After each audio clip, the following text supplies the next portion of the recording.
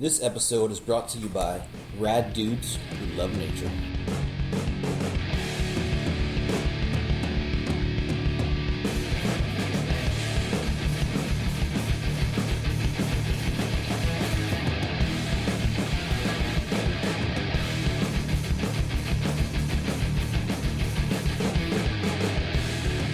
You are listening to Urban Wildlife Podcast.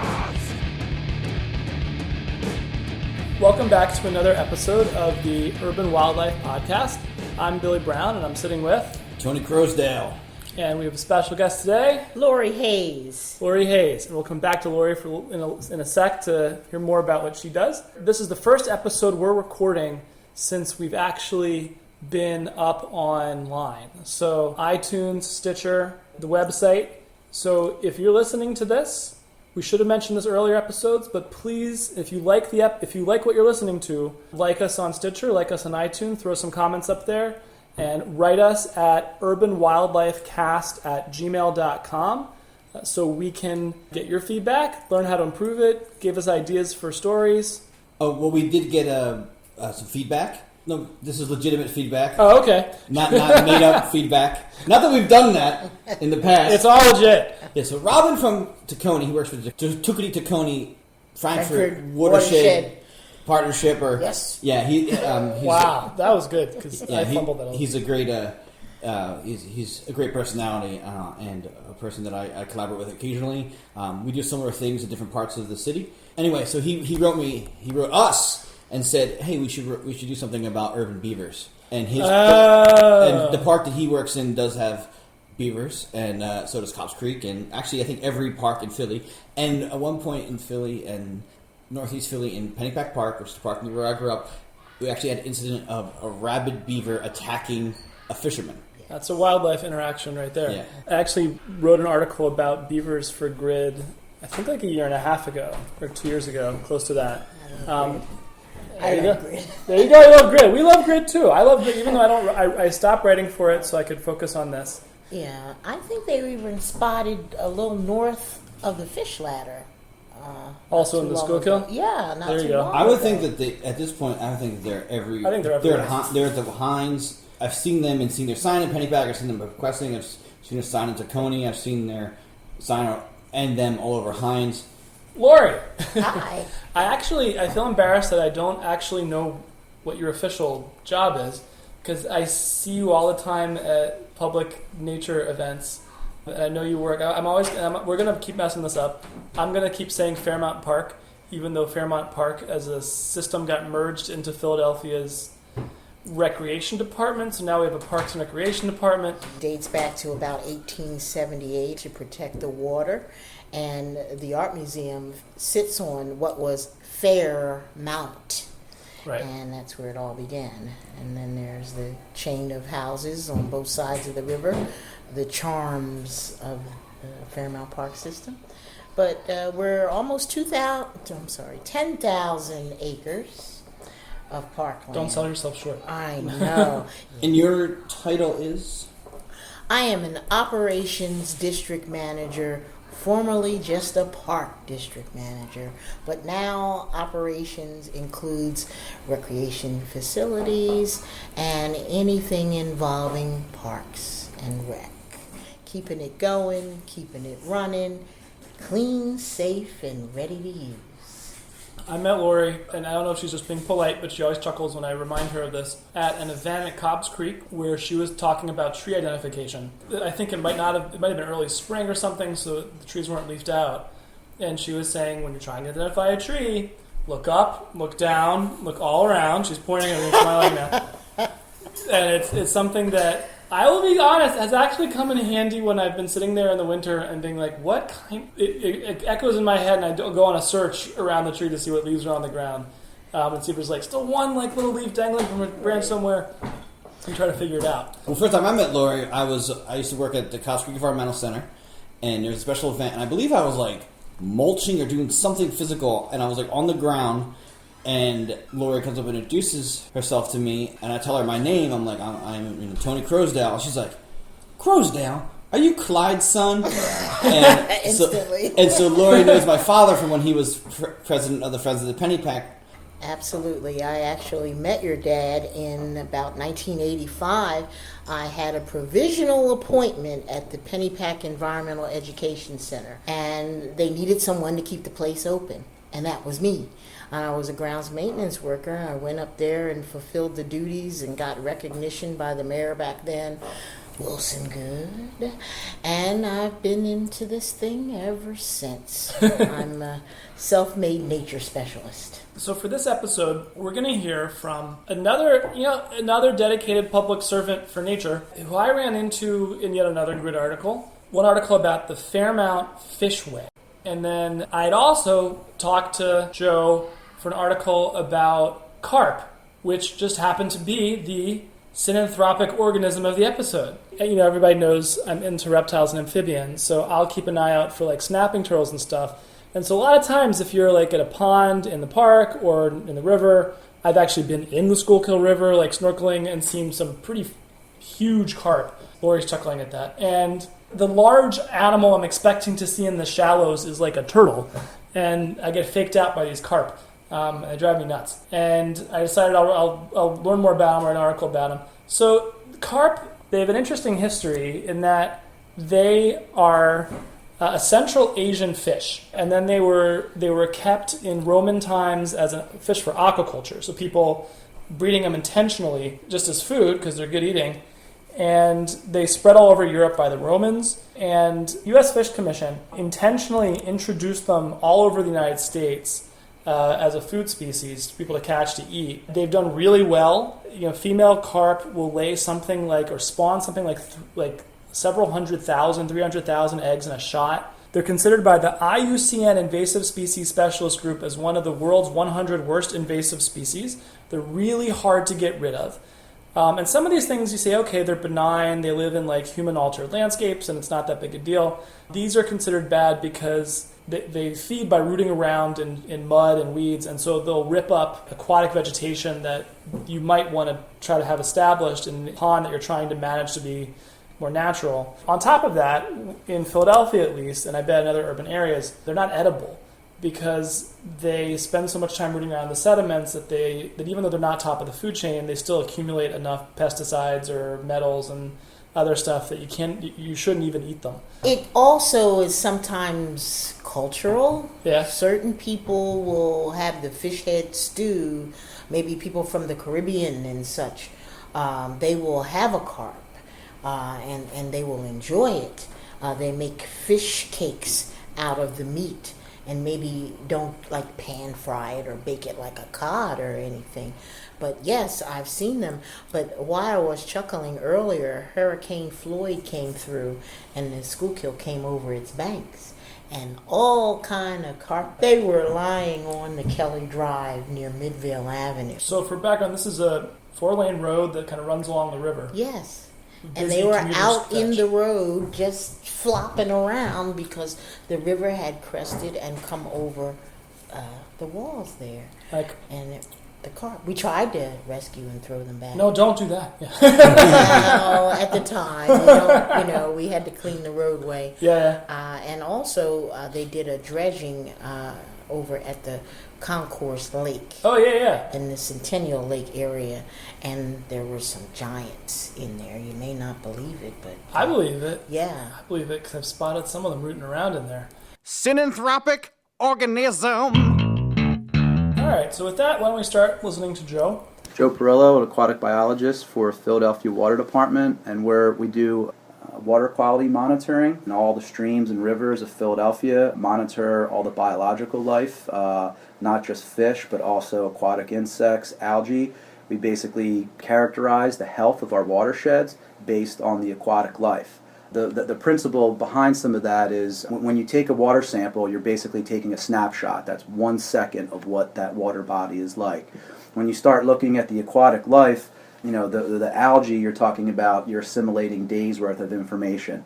You move up to higher forms such as invertebrates, their life cycle is months. So now you're starting to take all that environmental information, and then as you go to fish, you're talking about years. So instead of just grabbing that one snapshot of that 1 second what the water's like, by starting to look at the aquatic life, you're getting longer term pictures of the health of the rivers, and specifically what's impacting the health, what's keeping it from being healthier or being impaired or polluted.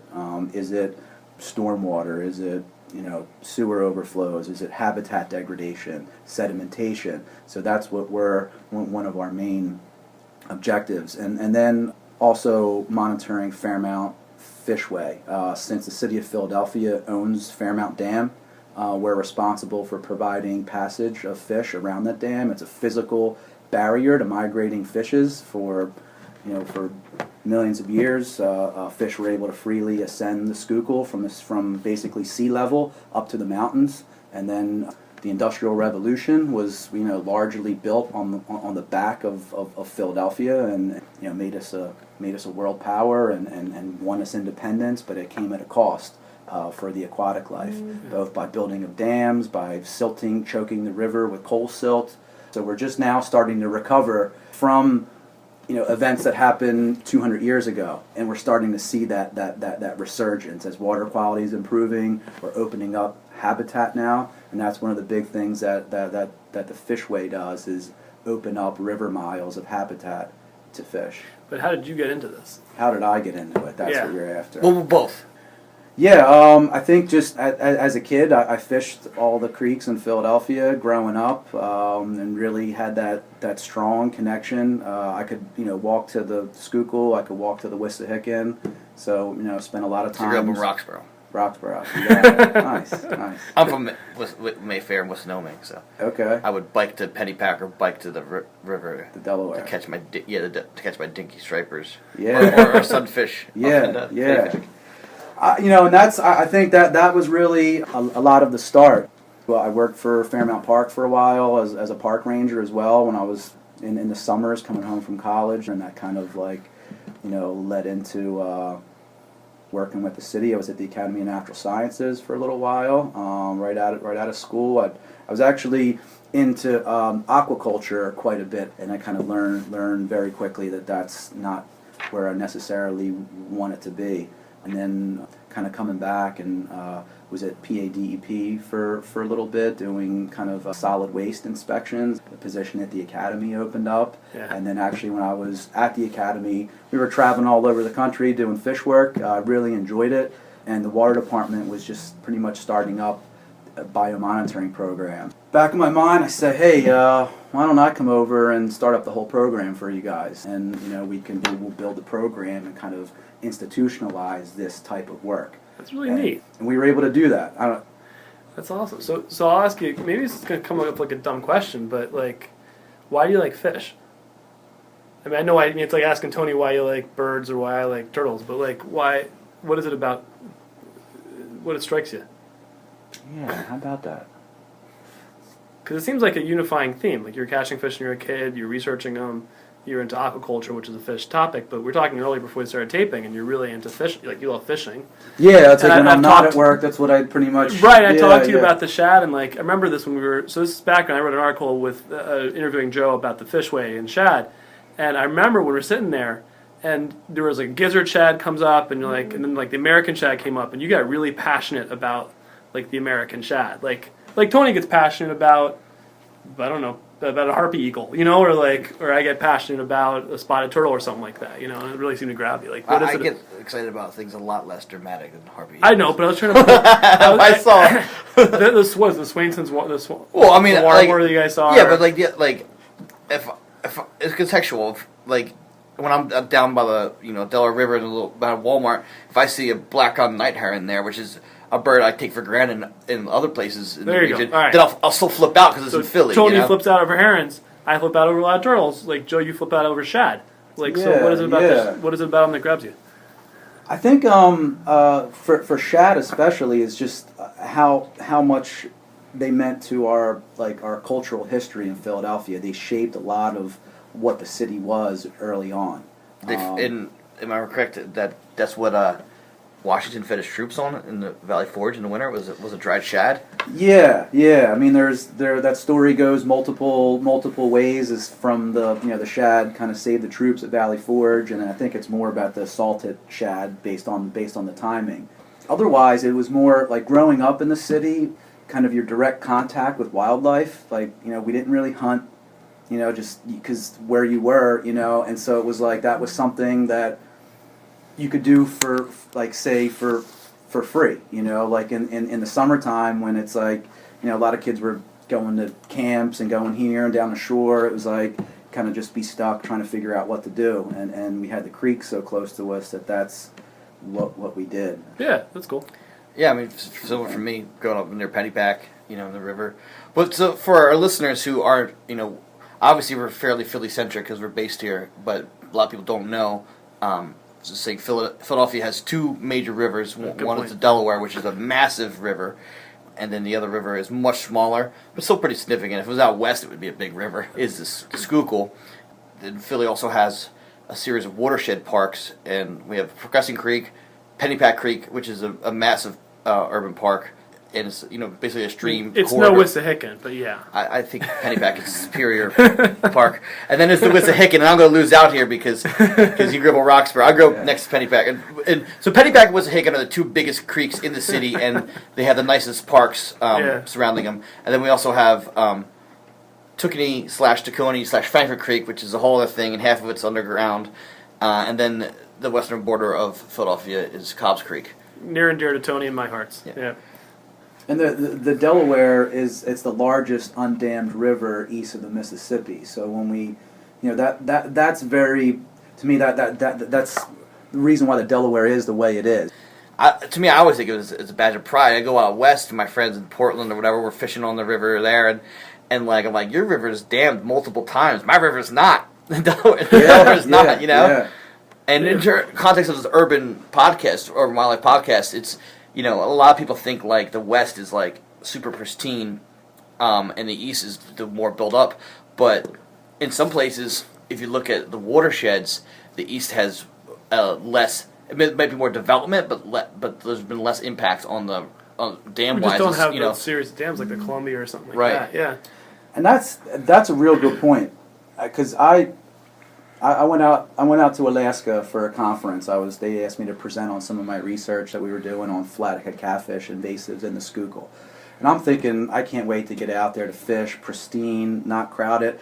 Most of the spots I went to, it was combat fishing. I flew 7,000 miles. I don't know how far Alaska is, but you fly to the other side of the country. You get in a car, you drive a couple thousand miles, and you get in this river, and you're shoulder to shoulder fishermen. Yeah. Like, it's combat fishing. And I'm like, people that I'm with are like, oh, this sucks. I'm like, I grew up with this. Like, whiskey on opening day is combat fishing. That's in my element. We can wear down, like my brother and I, it's a badge of pride. When we get into spots, we do salmon and steelhead fishing in the Great Lakes. We go up to, northwestern New York, and it's like, and it's shoulder to shoulder, and you're kind of out in the middle of nowhere. And so it turns some guys off, we'll leave. We'll see all these guys coming. It's the best spot in the river. Like, I'll wear you out and I'll fish there. I don't know. Some guys, it completely turns them off. But. So you mentioned something. What's up with the flathead catfish? I know I'm looking at a sticker over here to the right about stop the spread of the flathead catfish. I remember you pulled one of those out of the fishway that one time I saw it.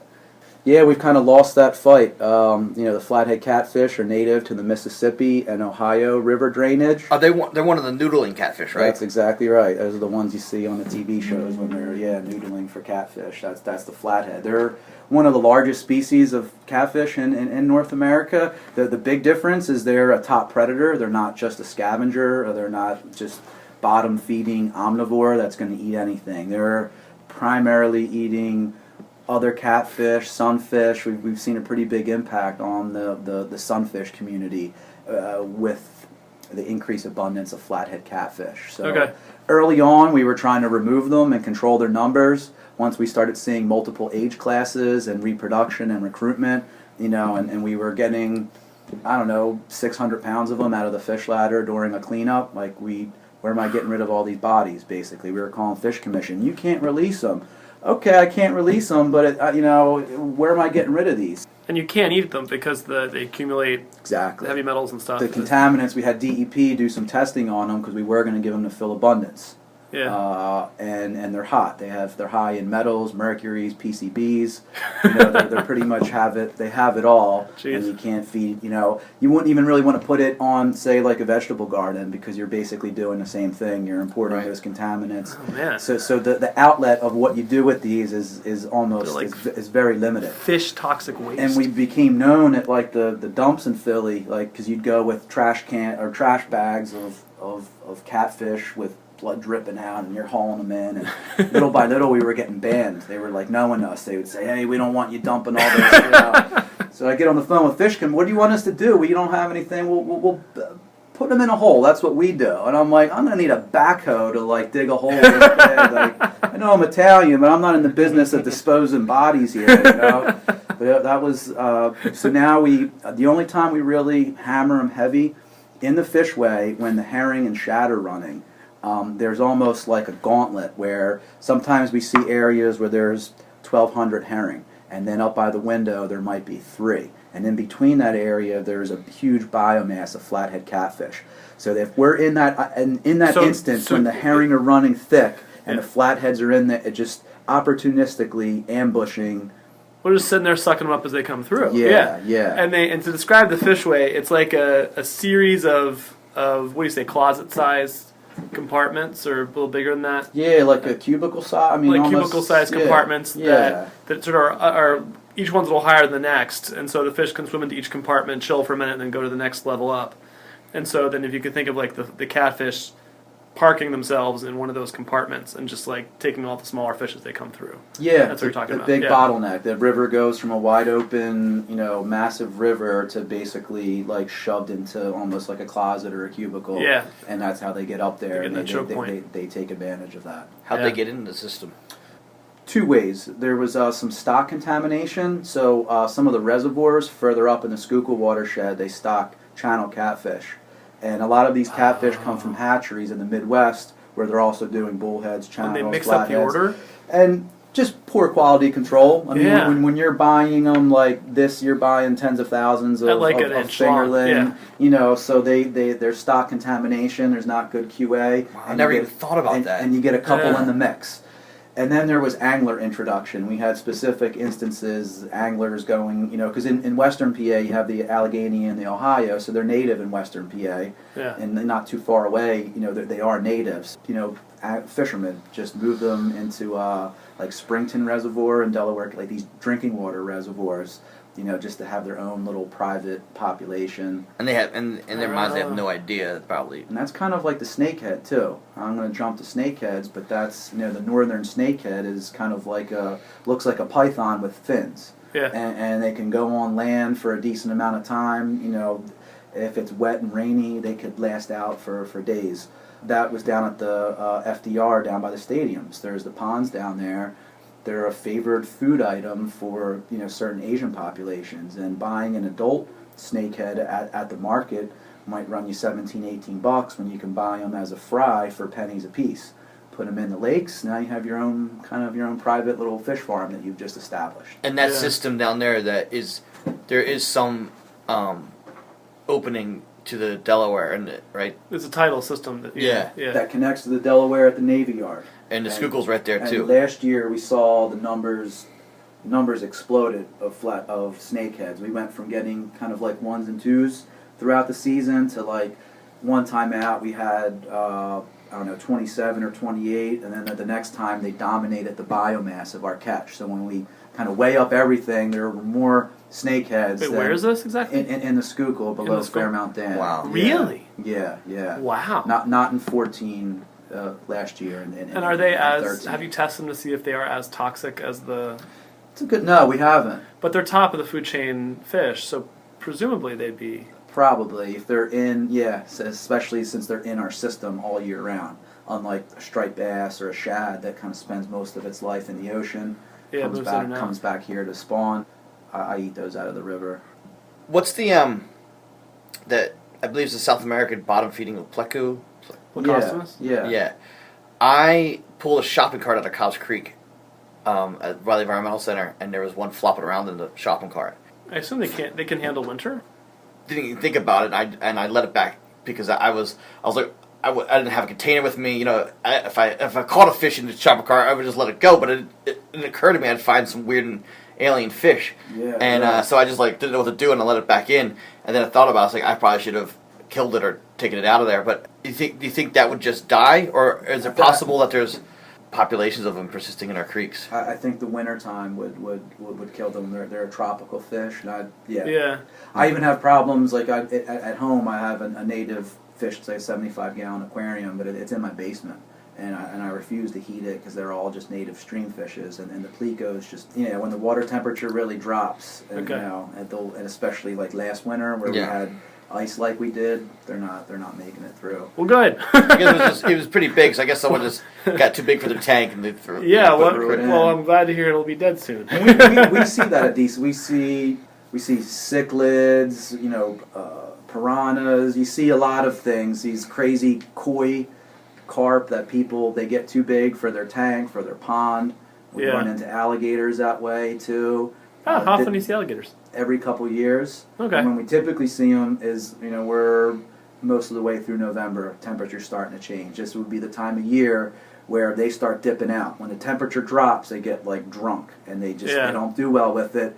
And you get to where you can observe them. They'll be near an outfall. They'll come near an outfall where there's a little bit more warmth because there's some, either stormwater runoff, some sewage seeping in, and just that little bit of extra temperature, that little bit of extra heat draws them in. And then if you're at an outfall, you're probably near a street, and someone can spot you.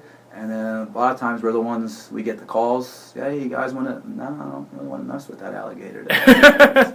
They go, We've kind of, the issue is like, if I get it, now where am I taking it? The zoo typically doesn't want them. This is an international podcast. Pennsylvania is about 500 miles Good north. point. 500 miles north of the most northernly of the northernmost alligators. I think they might make it up to the Virginia border. Yeah, just south of the Virginia border. So and that's about it. Yeah. So we're Maybe way out of range. Maybe in another decade, another 100 years, they'll be raging up our right way. when our temperatures warm up enough so that we're like coastal North Carolina, then we'll see them. Yeah, but for now, no. We should not have alligators in our part of it. No. Well, the kids always ask me every time I take kids out into the park and Right. there's water. There's like, are there alligators here? I'm like, I know you wanted to ask about eels, right? eels are cool and they live in they live in our rivers. This is the thing too. Is like, it's an urban podcast, and we definitely want to have an aquatic component, a fish component to it. But what's interesting though is like when you're talking about urban wildlife. Yeah. Generally, it's like you're excited because like coyotes have come are in like abandoned lots and parks and nocturnal, or like There's peregrine falcons, which are like big badass birds. Yeah. These water systems aren't like, other than like the pollution and like boat traffic. I mean, they're somewhat natural conditions, way more so than the terrestrial conditions. And it's Well, this is that. But I think it's an interesting question to what extent. I mean, because we'll get into a debate here in Joe's office, but we're like, you've got channelization of the rivers throughout Philly. We're just talking about how certain introduced species change what the native abundances would be, and you've got the land sort of changing how water runs into the rivers.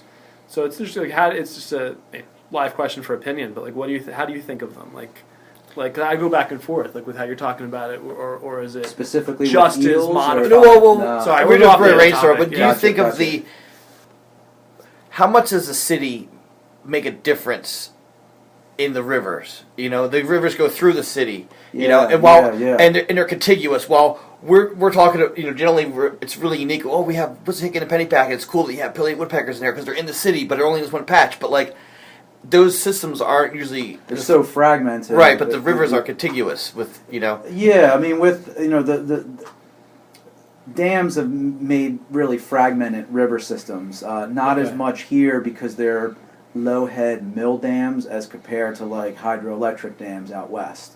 Where there's nothing going. Like here, like in Wissahickon or Pennypack, how many times a year the dams disappear because you get a big storm, water comes up, and eels especially. they have no problems getting around. We find eels in the headwaters of our streams because even if there's a low head dam and it's kind of wet, they'll kind of crawl out of the water and go find a little trickle and move their way up, and they're at the headwaters of all the streams, and they're sometimes, close to 3 feet long in a trickle. Cool. And that's where they'll spend, a good chunk of their life till they're ready to reproduce. I don't know if they go out to the Sargasso Sea. I mean, the eel kind of, the eel migration just blows your mind, though, the way they, it's not like you home in to a river system that you basically smell. You use olfactory senses to make your way back. I mean, they're kind of going out in the middle of the sea and finding eels from all over, and then just ocean currents drift them into near shore habitats, but I would say aquatic systems are might remain somewhat more there are like their corridors are still there, like with the Atlantic sturgeon in the Delaware. Well, we had a pollution block that almost completely wiped them off, and then over harvesting for caviar. But it's like now the water quality comes back and there's no more commercial harvesting. You're starting to see Atlantic sturgeon come back, so maybe the recovery of it would be sooner than in a terrestrial system that once you deforest it, it's really tough to get those intact forests back to provide that habitat, or kind of native warm season grass meadows that aren't just mulberry and all the invasives coming up and quickly turning that meadow into kind of that forested habitat. I don't want to give the aquatic systems too much of like because you see it, but fisheries can thrive in urban settings, whereas like you can have that endangered species. I'm not sure on the wildlife end. We'll see a river otter, we'll see a mink, a beluga whale will come visit. Like I was at a couple years ago, the belugas, they were following the herring run. So there's things that will kind of draw them in, but it's short lived. So it's an interesting question to ponder. Yeah. Well, even like in our system, like for the Schuylkill, the headwaters that was acid mine drainage. The water quality, the habit, like it's more severely degraded outside of the city than it is in the city. We find that through our studies in Wissahickon, Pennypack, Cobbs. Like our park, like it gets worse in suburbia. The biotic integrity of those streams, like we have that nice buffer of the park. Right. And that's the way it is in the Schuylkill. You go up at the headwaters, barely anything could live in that river because of acid mine drainage. So it's like you kind of have that picture like, hey, we're going to go all the way up in the mountains and find this pristine river, and it's not. I mean, you have more species here, the diversity, the abundance. I mean, it might be the neatest thing you've said the whole time. It just blew my mind a little bit, I mean, it makes sense because I've read about, I've read the biggest, I remember some report I read like 10 years ago that the biggest sources of pollution in the Schuylkill are farming and acid mine drainage. Correct. And so when people think like in the city, like that it's like it's an urban dirty river, that it's like crap getting washed in from the sidewalks. Yeah, it happens. But like really, if you want to say what makes it, if to the extent that it is dirty, because actually I think it's not that bad a river, but to the extent that makes it dirty, that it is dirty, it's the stuff coming in from the country. It's not the city. Yeah. And that's in our smaller watersheds. It is like it's that like the city's mostly built out. Yeah, there's redevelopment. You're not really seeing land wholesale being cleared. You go in the Pennypack just outside of that ecological trust. Like they're still clearing right up to the no buffers. That's in legislation now. Like why aren't we leaving the stream buffers? Right. 200 years ago, our forefathers knew enough to make Fairmount Park. I mean, the whole reason both drives was for drinking water. We knew back then that that's what we should do, and here we are repeating that mistake. I mean, it's absurd to me. I mean, it really is. I agree. What's interesting too is you bring that up because actually we both you work for the water department directly. I'm a contractor to the water department, so full disclosure, but I do love the water department, what they do in Philly, and it's amazing the history where the water department basically started the park system by buying every available piece of land along the waterways. I think it's how the Wissahickon became a Pennypack park. And the whole Fairmount Park proper was preserved, that one particular reservoir in the river there, and to stop industrial development all along the rivers. But then you get you and me, who are Philly boys, born and raised, and you grew up tromping around the Wissahickon, and I grew up tromping around Pennypack, and we both became biologists probably directly because of these preserved areas. So it's interesting that not only is it preserving wildlife, but it's also inspiring young people, to get in nature. It's just a shame that, like, think of ourselves as, we're from the city, and these kids out in the suburbs, you think that they have more, just like we assume that the farther you get out from the city, the more access to, the better the river's going to be. But also a lot of these kids, like, other than a big park, like, on the outskirts, like, it's just, like, sprawl, and they probably really don't actually... There's no access to it. Yeah, there's no access. Like, it's all private access. Like, that's a big thing out west, too. It's like, it's all private. Like, you come into... You can pretty much go anywhere on any of the creeks or rivers. And you can walk there or take the bus or ride your bike. That's awesome. I mean, if you have to start somewhere in the suburbs and you're crossing some, like, a bunch of 4-lane arterial roads that are a bitch to cross without getting killed, and you're just in a culture of driving everywhere and you're 12, it's hard to get yourself out there somewhere. Whereas if you're, like, we're having a love fest here, I dig it. but yeah, I think it's a lot about the perceptions more than anything else. I mean, people think of them as maybe scary places, or that they're, to the extent that there's trash and stuff down there, dumping, whatever else, that might keep some people out. But it even keeps. I think that's a good point, because a lot of our, say, like, resource managers are from, like, the middle of PA, where it's very rural, and Philly does scare them. Like, they don't, like, there's something about it, like, when you're like, and it's real, like, it's sometimes don't get the studies, you don't get the resources, because it's like, well, it's Philly down there, and it's that either it's that unknown, or there's that perception. And I found that I identified one of my docents pointed out a bird that turned out to be the third record for Townsend's warbler in Pennsylvania, and found that in Cobbs Creek Park. And so I identified it as this western vagrant warbler, and I alerted my birding friends, and people were, like, really nervous about coming to visit the park to see this warbler. and I'm like, where's the bad area? And I'm like, actually, in the grand scheme of Philadelphia, the neighborhoods right around Cobbs Creek are pretty good.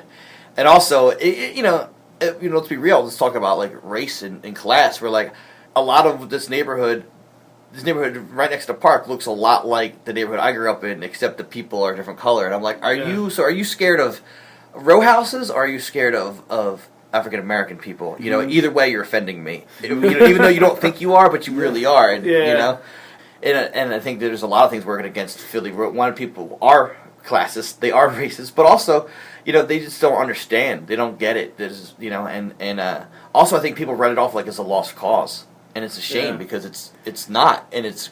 Well, this is why we do Urban Nature podcasts. All right.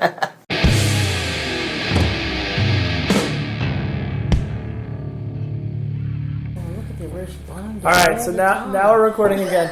I interrupted Tony and Lori reminiscing about a particular swamp white oak tree that our mayor planted, and is immortalized. And that was the day I think I met Lori.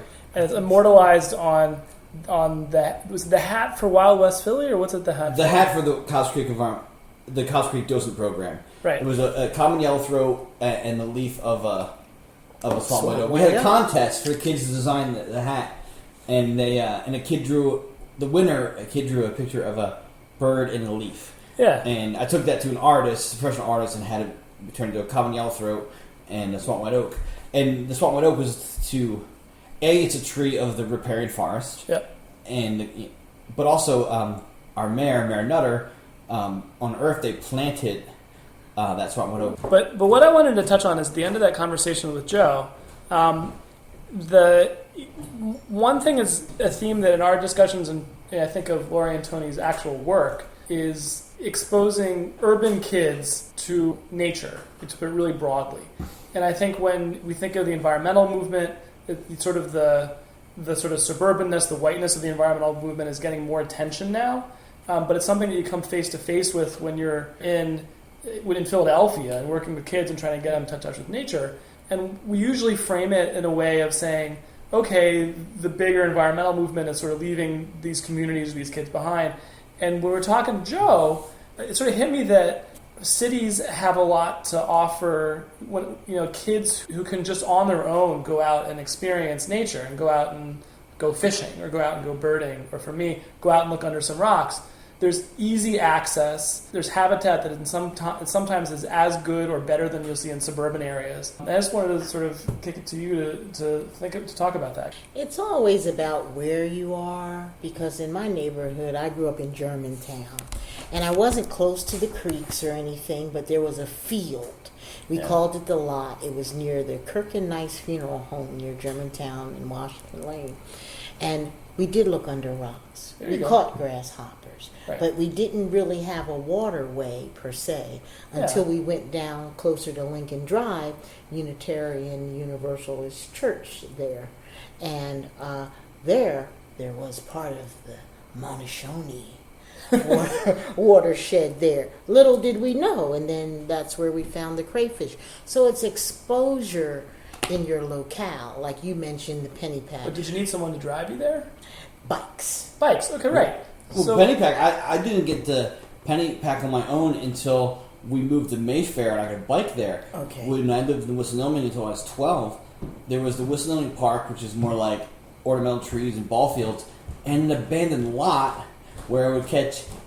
brown snakes. I know. Which I named what? You named all the brown snakes Billy. I know. And Billy Brown. That's I get frustrated a little bit by the drive to turn any abandoned space in the city into a vegetable garden. I'm a gardener. I love vegetables. Same here. But Yes, these abandoned lots in the city are way better served to the ecology of the area by having wildlife habitat than they are in food gardens.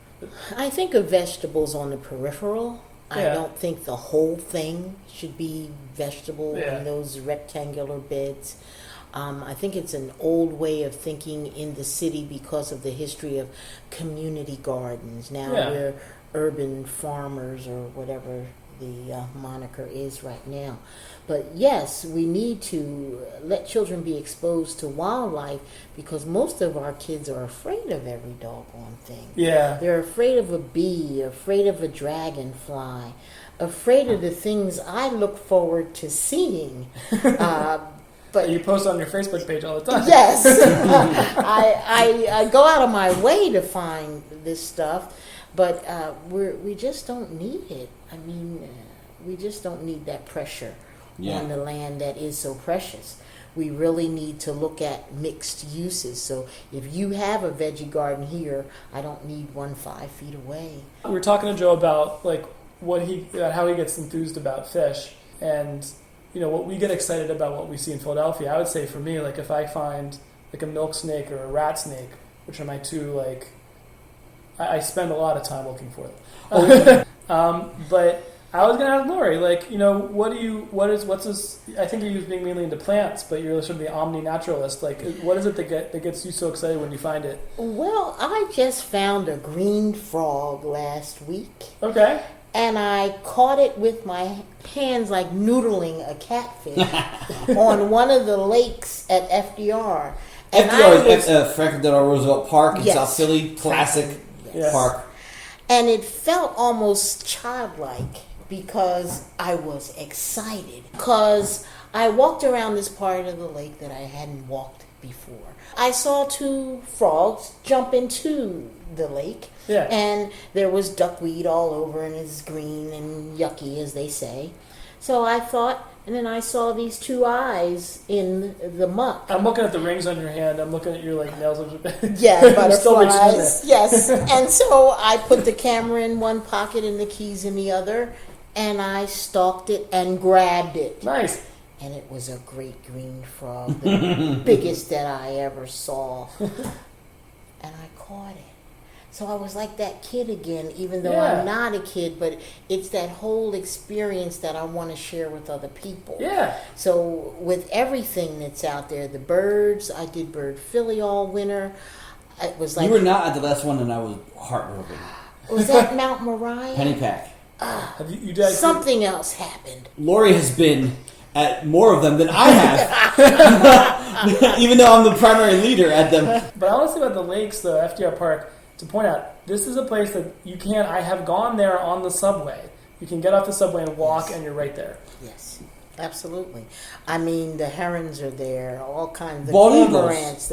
Everything is there beyond the cowbirds and the red-winged blackbirds. If you kind of pick a little spot, I even learned the brown creeper. Yes, indeed. A bird that I might have overlooked without an attention to detail. Yeah. So, yeah, I mean, I'm still excited, and I just want somebody else to get it.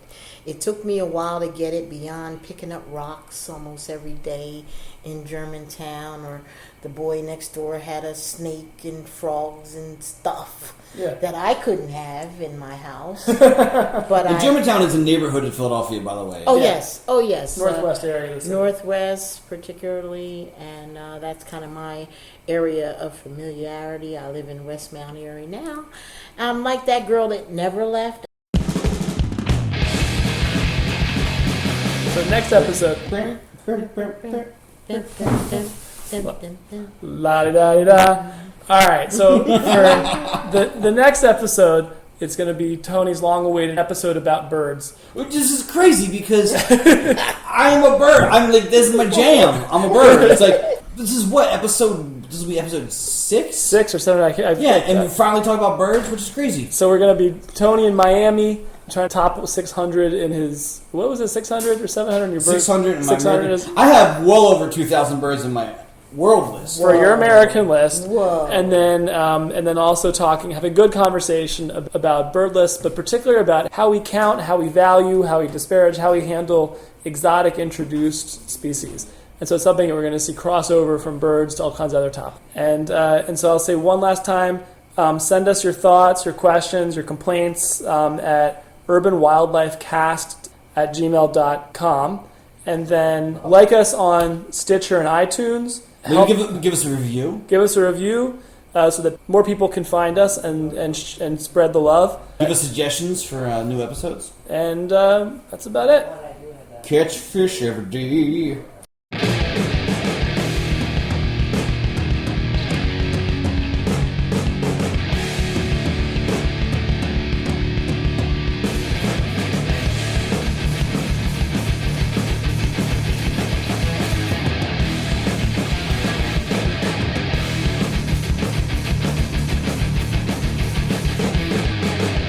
By the way, What? I tweeted Robin to let him know that we gave him a shout out. Yeah. And that we need to have him as a guest host. And his response was, I love to be guest host.